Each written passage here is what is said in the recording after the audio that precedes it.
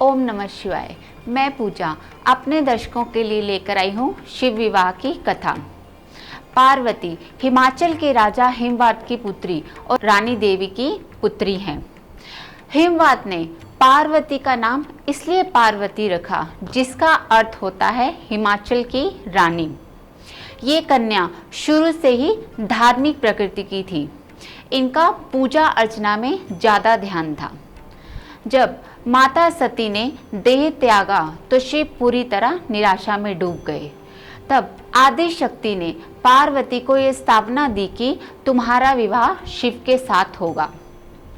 इसके बाद जब तारकासुर के अत्याचार देवों और ऋषि मुनियों पर बढ़ गए, तब आदि शक्ति की उन्होंने पूजा की। आदि शक्ति ने उन्हें समझाया कि तुम शिव को पार्वती से विवाह के लिए राजी करो। तब देव और अग्नि देवता ने शिव को समझाया। पहले तो वो नहीं माने, लेकिन उनके समझाने पर वो पार्वती से विवाह करने के लिए राजी हो गए। ब्रह्मा, नारद और विष्णु का कहना था कि शिव और पार्वती का विवाह होगा और उनका जो पुत्र होगा वो तारकासुर के वध का कारण बनेगा। शिव और पार्वती का विवाह आज की तपस्या नहीं, बल्कि ये तो जन्मों जन्मों की तपस्या है, जिसमें माता पार्वती ने घोर तपस्या करी। उनकी तपस्या को भंग करने के लिए कई देवताओं ने उनकी परीक्षा भी ली, जिसे देखकर शिव ने उनको अपना शस्त्र मारकर अपनी तीसरी आंख से भस्म कर दिया। इसके बाद सप्त ऋषि ने भी पार्वती को समझाया कि जो साधारण सा एक अपने शरीर पर भस्म लगाता है, बांध की खाल के वस्त्र पहनता है, जिसके गले में मुंडों की माला है, सर्पों का योग है, जिसका खुद का ठिकाना है नहीं, भला तुम्हारा ध्यान कैसे रखेगा। सप्त ऋषि ने बार बार पार्वती को समझाया, लेकिन उन्होंने उनकी बात नहीं मानी, क्योंकि पार्वती जी तो शिव को अपने मन ही मन अपना पति मान चुकी थी। इसके बाद हिमवात ने भगवान शिव को विवाह के लिए पत्रिका लिखी। शिव के साथ उनकी बारात में आए कितने ही भूत पिशाच और अन्य उनके साथी, जिनको देखकर हिमवात की औरतें और बच्चे इधर उधर डरकर भागने लगी। किसी का मुंह टेढ़ा, किसी के बाल लंबे, किसी की गर्दन टेढ़ी।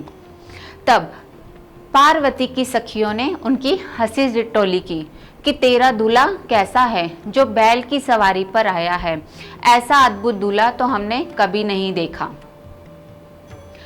इसके बाद जब भोजन की बात आई तो शिव की बारात में आए हुए उनके भूत पिशाच ऐसे भोजन पर पड़े जैसे उन्होंने कभी खाना ही नहीं खाया। शिव के शुक्र और शनि इतने स्वादिष्ट भोजन को देखकर ऐसे टूटे कि उन्होंने सारा खाना ही खा लिया। हिमवात को थोड़ी चिंता होने लगी कि अब भोजन का प्रबंध कैसे होगा, लेकिन हमारे भोलेनाथ तो भोले हैं। उन्होंने राजा हिमवात का फिर से भंडारा भर दिया। पहले के जमाने में जनवास्य में बारात 2 से 3 दिन तक रुकती थी, लेकिन आज तो एक ही दिन में सारे कार्य हो जाते हैं।